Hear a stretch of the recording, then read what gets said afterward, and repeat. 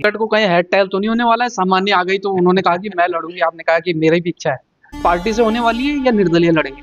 Ticket तो 100% मिलने वाला है, ये मैं आपको बताना चाहूँगा। कोई अगर ऐसा व्यक्ति मिल जाए, ये कहे कि रमन भाई ने तो हमारे यहाँ आया, हमसे अनुचित तरीके से पैसे की डिमांड करी या हमारे, तो मैं आज भी आपके चैनल के माध्यम से खुला चैलेंज कर रहा हूँ कि मैं राजनीति ही नहीं करूँगा, मैं इस चुनाव में पार्टिसिपेट ही नहीं करूँगा। के बाद महिलाओं के लिए आपने क्या काम किया? ऐसे ही मैं जिला पंचायत बनी तो मैंने कुछ ना देखकर मैं आईएएस पूर्वा पांडे जी मैम का भी बहुत बहुत धन्यवाद करती हूँ, क्योंकि उसमें 180 या 186 शौचालय तुरंत तैयार करवाए। तो सड़कें हमने ऐसी भी बनाई है जो 70 सालों से नहीं बनी थी।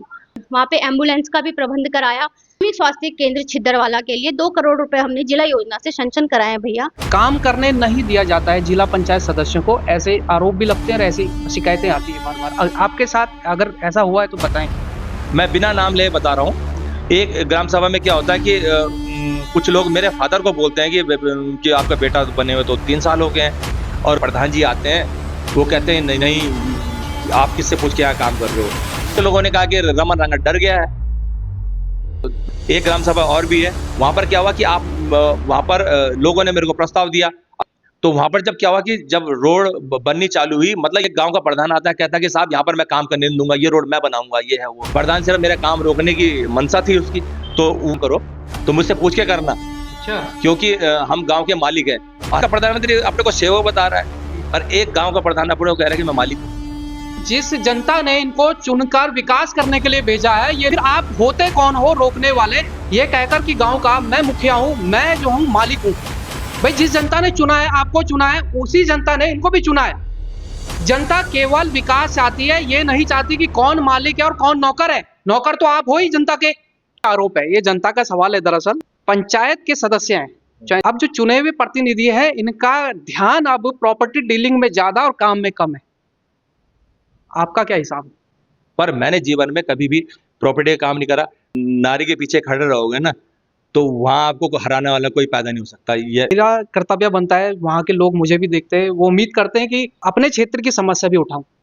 रीना रमन रागड़ ने उस सड़क के बारे में कभी सोचा? भगवान सत्यनारायण भगवान की अगर कृपा रही और जो बात सदन के अंदर इस बात चली है कि वो रोड बनेगी, तो मुझे लगता नहीं कि वो दिन दूर नहीं कि जिस दिन वो रोड आपके सामने बनेगी। और पिता अक्सर जुमलेबाजी पे ही आता है, मुझे उम्मीद है कि आपने ये जुमलेबाजी नहीं की होगी और ये जल्द सड़क हमें बनती हुई दिखाई देगी। नहीं, इसके मौका लगे तो आप सुबोध दनियाल जी का भी इंटरव्यू ले लीजिए इसमें। नमस्कार, आप देख रहे हैं नवक्रांति न्यूज और मैं हूं आपके साथ नवीन नौटियाल, और इस समय मेरे साथ हैं साहबनगर से निवर्तमान जिला पंचायत सदस्य रीना रमन रागड़। खबर है कि अप्रैल में त्रिस्तरीय पंचायत चुनाव होने जा रहे हैं, तो रीना रागड़ फिर से दावेदारी करेगी या नहीं करेगी, चुनाव लड़ेगी या नहीं, वो तो बात की बात है। फिलहाल बात करेंगे कि इनके कार्यकाल में क्या क्या काम हुए। 3 काम ऐसे गिनाइए जो आपको लगता है कि आपने हटके काम किए।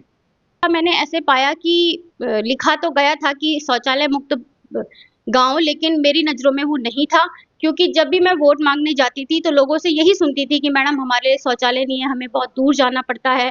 मैंने उन्हें कहा था और विश्वास भी दिलाया था कि अगर आप मुझे चुनते हो तो मैं सबसे पहले आपके शौचालय ही तैयार करूंगी। और जैसे ही मैं जिला पंचायत बनी तो मैंने कुछ ना देखकर मैं आईएएस पूर्वा पांडे जी मैम का भी बहुत बहुत धन्यवाद करती हूँ, क्योंकि उसमें उनका बहुत बड़ा रोल है कि मैं तो उनसे केवल मीटिंग करने गई थी और मैंने ये बात रखी थी। उन्होंने मेरी बात को इतना जहन में लिया और मेरे साथ वो पूरा क्षेत्र घूमी और उन्होंने सच में पाया कि सच में शौचालय तो है नहीं, और कैसे लिखा गया है कि शौचालय मुक्त गांव जो 2017 में लिखा गया था, तो उन्होंने तुरंत 180 या 186 शौचालय तुरंत तैयार करवाए। तो उनका मैं बहुत बहुत धन्यवाद इस माध्यम से धन्यवाद करना चाहती हूँ। इसके अलावा काफी सड़कें हमने बनाई हैं, काफी पुस्तें हमने बनाई हैं। अब सड़कें तो देखो बोलते हैं कि जनप्रतिनिधि कई बनाते हैं, लेकिन कई सड़कें हमने ऐसी भी बनाई है जो 70 सालों से नहीं बनी थी और जिसकी ना बनने की एक उम्मीद थी, वो सड़कें हमने तैयार करी हैं।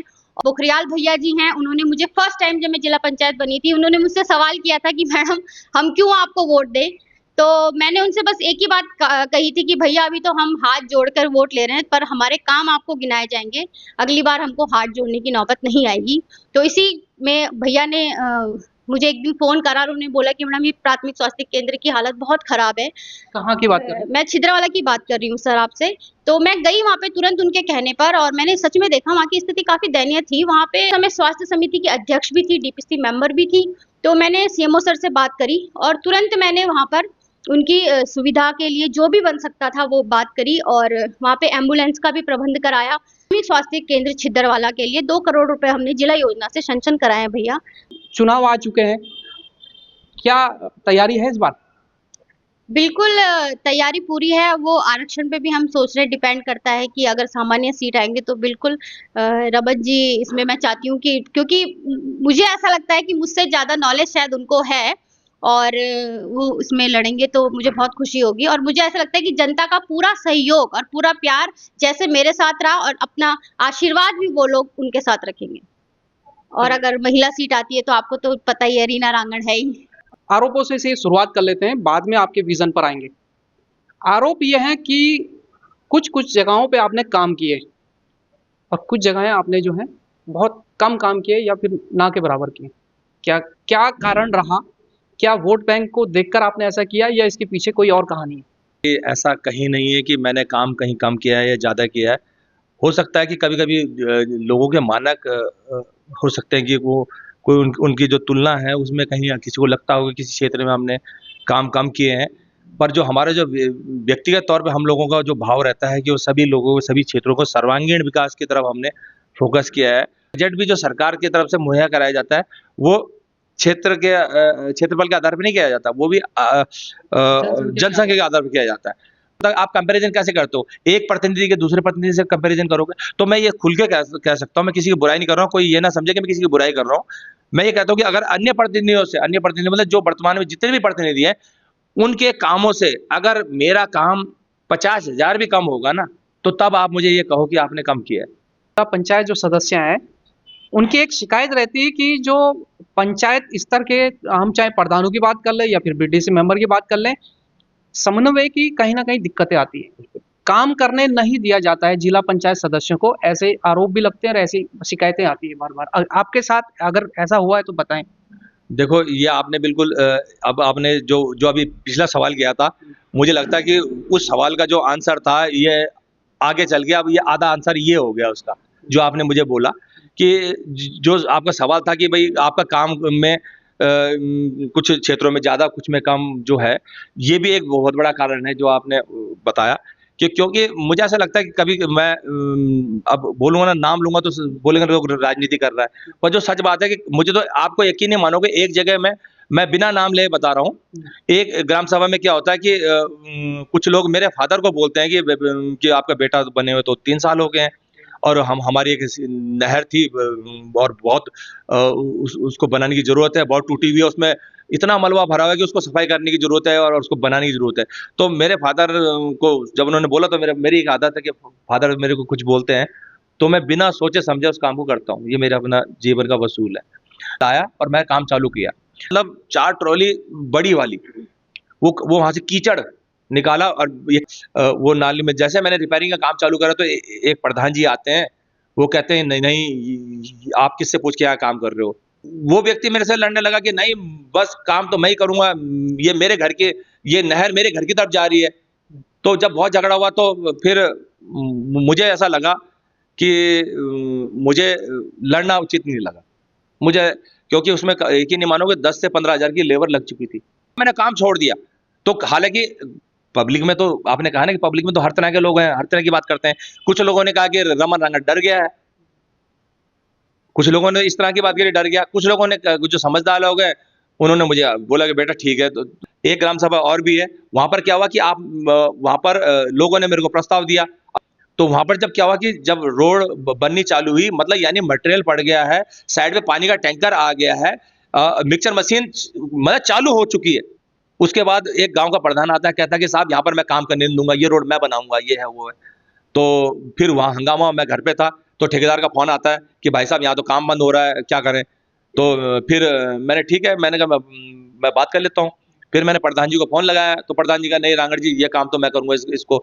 मैंने प्रधान जी कहीं आपकी तो ग्राम सभा बहुत बड़ी है, ग्राम में कहीं और काम कर लीजिए। तो उन्होंने कहा नहीं बिल्कुल नहीं, ये काम तो मैं करूंगा। तो मैंने ठीक है प्रधान जी, मैंने मेरा एक ही शब्द एक ही वो है कि ठीक है मैं कहीं और कर लेता हूँ। तो फिर मैंने उस जगह से मैं काम बंद करने लगा। तो इतने में मुझे लगता है कि कुछ महिलाओं को पता चला, महिलाओं वहाँ इकट्ठी हुई पूरे मोहल्ले की। उन्होंने प्रधान को मौके पे बुलाया। तो प्रधान ने कहा कि साहब, तो उन्होंने कहा तुम कब बनाओगे रोड? उन्होंने प्रधान ने कहा मैं इसको मैं बनाऊंगा। उन्होंने टाइम बताओ कब बनाऊंगा? उन्होंने कहा मैं 1-2 महीने बनाऊंगा। उन्होंने 2 महीने नहीं, अभी चालू करो। और अभी चालू करो और अभी इनका जो मटेरियल आ रखा है, इनका जो लेबर का कॉस्ट है, ये सब इनको पेड करो। ये मटेरियल वापस नहीं जाएगा, इनको पेड करो अभी और अभी चालू करो। तो क्योंकि प्रधान के पास कोई बजट था ही नहीं। प्रधान सिर्फ मेरा काम रोकने की मंशा थी उसकी। तो उसकी समझ में भी आ गई कि जनता मानने वाली नहीं। तो जब लोगों के दबाव में फिर प्रधान ने पीछे हटा, तब कह रहा ठीक है करना। फिर मुझे ये भी हिदायत दी गई, आइंदा मेरे ग्राम सभा में काम करो तो मुझसे पूछ के करना, अच्छा। क्योंकि हम गांव के मालिक हैं। और एक चीज मैं आपके चैनल के माध्यम से जरूर कहूंगा, ये बात तो किसी को बुरी लगे लगती रहे, मुझे कोई फर्क नहीं पड़ता।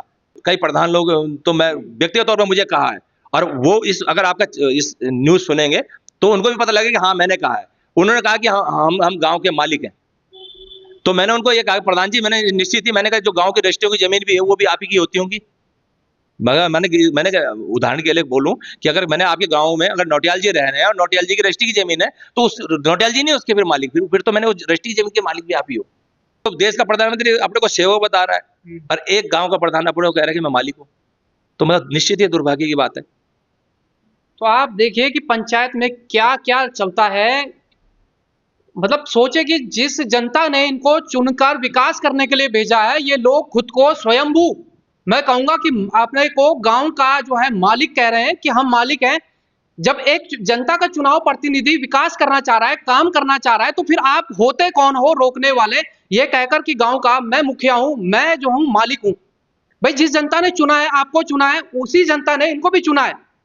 जनता केवल विकास चाहती है, ये नहीं चाहती कि कौन मालिक है और कौन नौकर है। नौकर तो आप हो ही जनता के, लेकिन आपको ये अधिकार किसने दिया कि एक जनता के चुने हुए प्रतिनिधि को आप रोकें और जो विकास कार्य हो रहा है उसको बाधित करें। जनता को तय करना होगा कि ऐसी सोच के जो लोग हैं उनको आगे जिताना है, कैसे जवाब देना है। अगर वो दोबारा चुनाव लड़ते हैं, मुझे नहीं पता कि आपको कि ये बातें किसने कही है, लेकिन शायद वहां की जनता जानती होगी।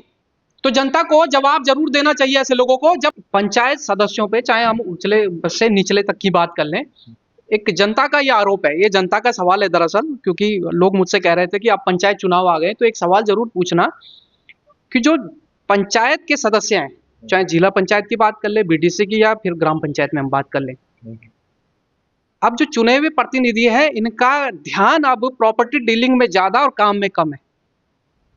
आपका क्या हिसाब है? ये तो नौटियाल जी आपने बहुत वैसा क्वेश्चन कर लिया। मैं इसमें वैसे ज्यादा गहराई पे तो नहीं जाऊंगा। मैं ये तो आपने ये कहा कि ध्यान अब ज्यादा है, ये इस बात से मैं आपकी सहमत नहीं हूँ। क्योंकि यहाँ पर मैं कई बार बोलता भी हूँ, यहाँ पर आज की डेट में पंचायत की राजनीति में कहीं ना कहीं पैसे का तो बोलबाला ही है, जो सच बात है। और वो आपको देखने को मिलता है, चाहे प्रचार के माध्यम से या हर तरीके से। राजनीति मतलब इस समय पंचायतों में बहुत लोग हैं राजनीति कर रहे हैं या कर रहे होंगे, पर एक मैं इस चीज में गिने चुने कुछ उदाहरण बताऊंगा कि जो लोग राजनीति में कोई एक्सीडेंटल नेता नहीं है। एक्सीडेंटल भाई अचानक से मेरे पे 2 पैसे आ गए या मैंने अनुचित माध्यमों से पैसा कमाया और मैं नेता बन गया, ऐसे कम से कम हम नहीं है। मैं अपना आज ये देखने को मिलता है कि कई लोग हैं राजनीति में आ रहे हैं तो उनका मतलब उन्होंने कुल मिला के प्रॉपर्टी से पैसा कमाया है और वो प्रॉपर्टी के पैसों के दम पे कहते हैं कि साहब हम तो खरीद लेंगे और हम राजनीति करेंगे।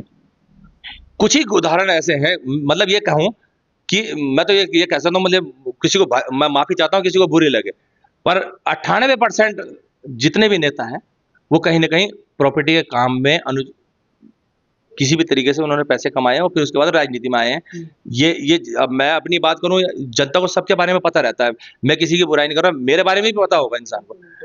मैंने जीवन में, मैं बताऊं भाई प्रॉपर्टी का काम करते हैं, पर मैंने जीवन में कभी भी प्रॉपर्टी का काम नहीं करा।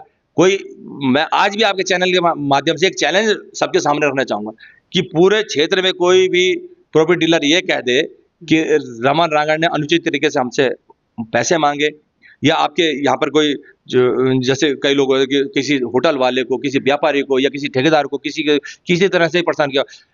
मेरे को सिर्फ आप 5 साल से नहीं गिन सकते। मैं पूरे पिछले आज से 20 साल से मैं राजनीति कर रहा हूँ, 20 साल से।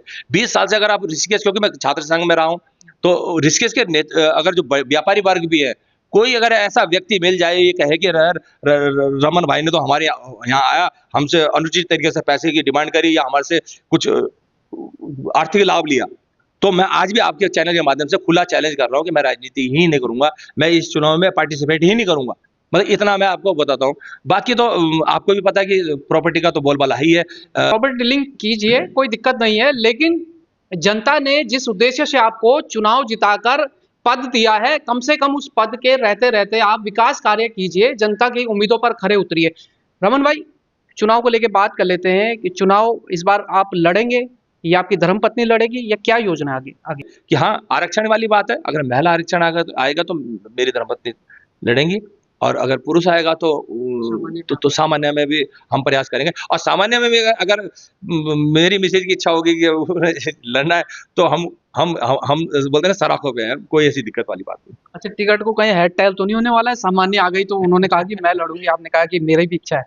देखो, मैं इस चीज में एक चीज कहता हूँ कि मतलब पत्नी के आगे तो झुकना पड़ता है पतियों को, आप भी झुक जाएंगे? ऐसा है ना, मैं आपको बता दूं, ये हमारे भारत की संस्कृति है, सभ्यता है कि जहाँ नारी की पूजा होती है ना, वहाँ देवता भी वास करते हैं, और जहाँ आप नारी के पीछे खड़े रहोगे ना, तो वहाँ आपको हराने वाला कोई पैदा नहीं हो सकता। ये मैं आपको बताना चाहूँगा। बहुत अच्छा, रमन भाई, मैं जो है, मेरी ग्राम सभा गौरी माफी आती है, तो मेरा कर्तव्य बनता है, वहाँ के लोग मुझे भी देखते हैं, वो उम्मीद करते हैं कि अपने क्षेत्र की समस्या भी उठाऊं। सत्यनारायण सड़क से आना जाना होता है हम लोगों का, करीबन वहाँ कैंसर हॉस्पिटल भी है, माम्स स्कूल है, और दाएं बाएं के बड़े बड़े हॉस्पिटल भी वहाँ पे, और प्रतीत नगर के लोग उस सड़क का यूज़ करते, रायवला के लोग करते, गौरी माफी के तो करते ही हैं। इसके अलावा जो बाहर से लोग घूमने फिरने के लिए आते हैं, वो लोग भी उसका करीबन मान के चलिए कि 20-25 हज़ार लोग उसका यूज़ करते हैं, उस रास्ते का। आज़ादी के बाद तक अभी वो सड़क नहीं बन पाई। क्या रीना रमन रागड़ ने उस सड़क के बारे में कभी सोचा? अगर सोचा है तो क्या सोचा है, क्योंकि कार्यकाल चला गया। ये आपने बहुत अच्छा सवाल किया, और सच बताऊं तो मुझे अच्छा लगा कि आपने वहाँ के बातें उठाई है। भगवान सत्यनारायण भगवान की अगर कृपा रही, और जो बात सदन के अंदर इस बात चली है कि वो रोड बनेगी, तो मुझे लगता नहीं कि वो दिन दूर नहीं कि जिस दिन वो रोड आपके सामने बनेगी, और उसके साक्षी आप भी बनेंगे और हम भी बनेंगे। चलिए रमन भाई, अगर ऐसा होता है तो बहुत बहुत शुभकामनाएं आपको भी। और क्योंकि तमाम जो लोग हैं बहुत उम्मीदें लगाए हुए हैं, क्योंकि मैं पंचायत की बात कर लूं तो प्रधान चुनाव लड़ते समय यही कहता है कि ये मैं सड़क बनाऊंगा, जिला पंचायत वाले कहते हैं मैं बनाऊंगा, बीटीसी कहता है मैं बनाऊंगा, विधायक का चुनाव होता है, विधायक हाथ जोड़ते हुए आ जाते हैं कि ये सड़क मैं बनाऊंगा, सांसद का चुनाव होता है, सांसद कहता है कि जी मैं बना के दूंगा। आज आज़ादी के हम बहुत ये मानिए कि शतक की ओर हैं, लेकिन सड़क नहीं बन पाई, जिसके कारण कई बार गर्भवती महिलाओं को भी दिक्कतें होती है, बीमार अब तो गाड़ियां हो गई है, फिर भी उस सड़क पर चलने से लोग मना कर देते हैं। एम्बुलेंस वाले भी कई बार अब तो खैर आते हैं, लेकिन ऐसे भी हमने दौर देखे, मेरी पीड़ा ये स्वयं की है, मैंने ऐसे भी दौर देखे जब एम्बुलेंस वाले कहते थे कि भैया मेन हाईवे पे आप मरीज को लेके आ जाइए। गाड़ी बुक करके अगर जा रहे हैं तो गाड़ी वाला भी मना कर देता था कि मेरी गाड़ी का टूट फूट हो जाएगा, इतना मैं कमाऊंगा नहीं। तो ये पीड़ा हमने देखी, हमने सहन की है, इसलिए मैंने ही पूछा, और उम्मीद है कि रमन भाई जो आपने ये बात कही ये बिल्कुल सही हो और सड़क बने, क्योंकि नेता अक्सर जुमलेबाजी पे ही आता है। मुझे उम्मीद है कि आपने ये जुमलेबाजी नहीं की होगी और ये जल्द सड़क हमें बनती हुई दिखाई देगी। नहीं, इसके बारे में अगर आपको जरा भी शंका है तो मेरे हिसाब से अगर आप कभी मौका लगे तो आप सुबोध उनियाल जी का भी इंटरव्यू ले लीजिए। इसमें उन्होंने स्पष्ट तरीके से जिला योजना में अभी कहा कि वो रोड एन केन परकेंड वो बननी है और आपने बनानी है, और क्योंकि और मुझे अच्छा लगा कि सदन में जितने भी सदस्य जिला योजना के बैठे थे सभी लोगों ने उसके लिए एक मत होकर कहा कि हकीकत में कि हम एक पूरी ग्राम सभा को कैसे सड़क से वंचित रख सकते हैं। तो मुझे उम्मीद है कि उम्मीद नहीं, पूरा विश्वास है कि वो बनेगी। सीट कोई भी हो, दावेदारी किसी पार्टी से होने वाली है या निर्दलीय लड़ेंगे? वैसे सच बताऊं, रमन रागड़ तो कभी निर्दलीय था ही नहीं। अपना पूरा 5 साल तो ये चुनाव जीतने के बाद और पिछले 20 साल मैंने राजनीति को दिया, तो निश्चित ही मैं पीछे हटने के लिए तो नहीं हूँ। चुनाव हम लड़ेंगे ही लड़ेंगे। टिकट मिले या ना मिले। हाँ बिल्कुल, मैं इसमें लार लपेर वाला आदमी नहीं हूँ। मैं चुनाव जीता तो उस समय तत्कालीन जो आदरणीय प्रदेश अध्यक्ष थे महेंद्र भट्ट, अजय भट्ट जी, उन्होंने कहा कि रमन रांगड़ का परिवार तो पहले से भारतीय जनता पार्टी का, वो हमारे साथ है। यानी हमारे जो प्रदेश अध्यक्ष जी को, उनको भी विश्वास था कि उनको मनाने की जरूरत नहीं पड़ने वाली। उनकी सोच ही भारतीय जनता पार्टी उनके रग रग में है, और वो निश्चित ही जब मेरा जो समर्पण भाव अगर पार्टी ने देखा होगा, और पार्टी भी इतनी समझ रही होगी, जो व्यक्ति निर्दलीय जीत सकता है और आज 5 साल का काम भी है, तो उसको टिकट क्यों ना दिया जाए। तो मुझे नहीं लगता कि पार्टी टिकट काटेगी। टिकट तो 100% मिलने वाला है, ये मैं आपको बताना चाहूँगा। चलिए, आपको बहुत बहुत शुभकामनाएं। दोबारा चुनाव जीती है तो इस बार आपके विकास को लेकर क्या मुद्दे होने वाले, कोई 3 या 4 काम गिनाइए। जनता के प्रेम और आशीर्वाद से हम दोबारा चुनाव जीते हैं। तो इस चुनाव में भी मेरे पापा ने एक चीज बोली थी कि जिसका भी काम करोगे बेटा तो मन लगा के करना और अच्छे से करना और सर झुका कर करना। तो आगे भी हम इसी तरीके से अपने काम को करेंगे और मैं महिला समूह के लिए, युवाओं के लिए रोजगार लाने की पूरी कोशिश करूंगी। नशे से उनको दूर करने की कोशिश करूंगी। उनके लिए खेलों के प्रति उनको प्रोत्साहन दूंगी, क्योंकि कई बच्चे ऐसे होते हैं जो मुझे कभी-कभी फ़ोन में बोलते हैं कि मैडम हमारे टूर्नामेंट है, प्लीज़ आप हमारी फ़ीस दे दीजिए। तो मैंने उनका काफ़ी, मुझे लगता है सुन भी रहे होंगे बच्चे, तो मैंने उनका काफ़ी सपोर्ट किया है, उनकी फ़ीस मैंने भरी है और वो जीत कर भी आए हैं, तो मुझे बहुत खुशी है। उन्होंने मुझे बधाई भी दी है इस चीज़ में। और यही है कि अगर वो लोग मुझे इस प्रकार से चुनते हैं, तो जितने मेरे अधूरे काम रह गए हैं, जैसे कि सड़कें हो गई, पुस्ते हो गए, तो उनको मैं पूरी तरीके से बनाने की कोशिश करूंगी। आने वाले समय में जितने भी लोग ये नशे के कारोबार से जुड़े हैं या वो जुए के कारोबार से जुड़े, जो अनैतिक कार्य में जुड़े हैं, लिप्त हैं, वो सचेत हो जाएं। और मतलब आने वाले समय में हमने एक कसम खा रखी कि भाई उनके जो इस तरह से संलिप्त जो लोग हैं, उनको ऐसा नहीं कि वैसी रिपोर्ट कराएंगे, कच्ची रिपोर्ट नहीं, नामजद रिपोर्ट कराऊंगा जो लोग इस चीज में लिप्त हैं, क्योंकि उन्होंने पूरा समाज को बर्बाद किया है। और तो ये थे हमारे साथ रमन रांगड़, और इससे पहले हमने बात की थी रीना रमन रांगड़ से, यानी रीना रांगड़ से, जो मौजूदा जिला पंचायत सदस्य साहबनगर से हैं। अब ये जनता को तय करना है कि वो अपना जिला पंचायत सदस्य किसको बनाना चाहते हैं। अगर बने रहे नवक्रांति न्यूज़ के साथ, और हम जल्द एक पंचायत चुनाव पर एक नया प्रोग्राम शुरू करने जा रहे हैं। बने रहिए नवक्रांति न्यूज़ के साथ।